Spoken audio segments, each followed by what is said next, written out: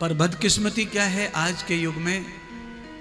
आज के युग में बदकिस्मती ये है कि मृत्यु पर्यंत आदमी गृहस्थ ही भोगता रहता है और इस कारण वो तिरस्कार का शिकार हो जाता है, अपमान का शिकार हो जाता है।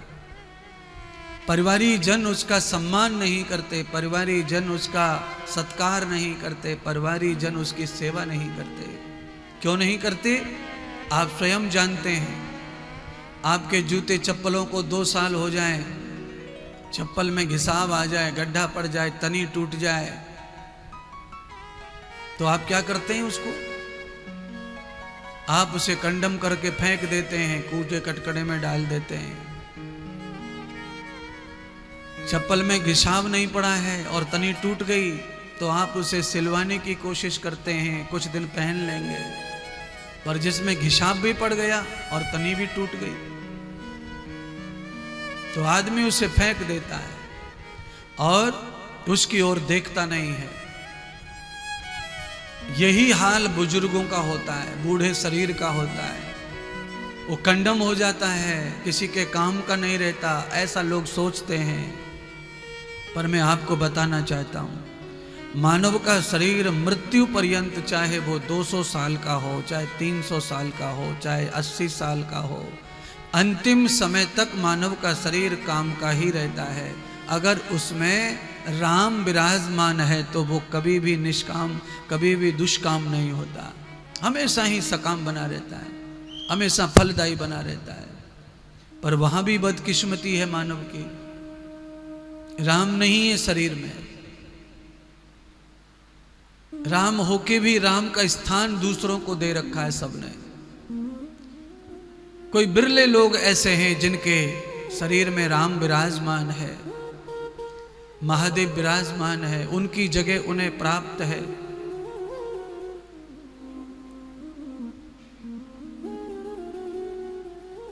नहीं तो सबने राम को, श्याम को, शिव को, सबको निकाल के साइड में किया है और उनकी जगह ये संसार को डाल के शरीर में बैठे, दिमाग में, दिल में, सब जगह। जो चीज है नहीं उसकी भूख बढ़ती जाती है। बस वो हो जाए, वो हो जाए, वो हो जाए, वो हो जाए, ये भूख बढ़ती है। पर भगवान बढ़ जाए, भगवान बढ़ जाए, भगवान बढ़ जाए, ये भूख नहीं बढ़ती है। संसार बढ़े कितना भी अच्छा लगता है सबको, पर भक्ति बढ़े ये नहीं अच्छा लग रहा है ज्यादातर लोगों को। पर आश्रय क्या है भागवत कथा सुनाने का? आश्रय यह है कि संसार कैसे सीमित रहे और परमात्मा कैसे विराट हो जाए तुम्हारे जीवन में, तब जीवन का संतुलन सही बनता है, स्वादिष्ट जीवन बनता है।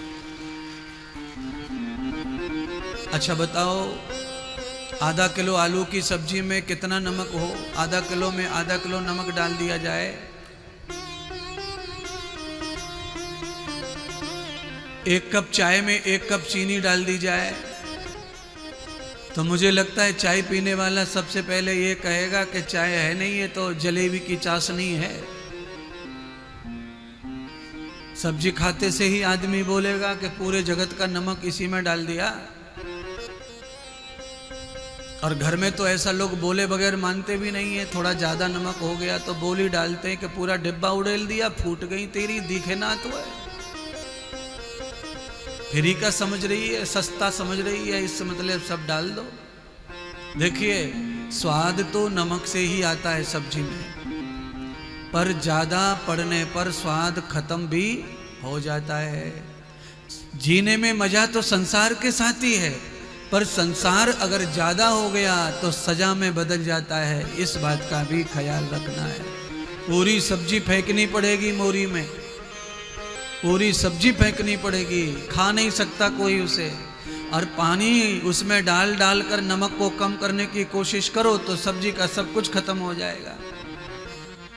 इसीलिए भगवान संत महात्मा कहते हैं कि संसार नमक की तरह स्वादिष्ट स्वाद के लिए भोगो, और संसार में जो परमात्मा समाया हुआ है उसे आहार की तरह भोगो, तो तुम्हारा व्यवहार उत्तम होगा, बल उत्तम होगा।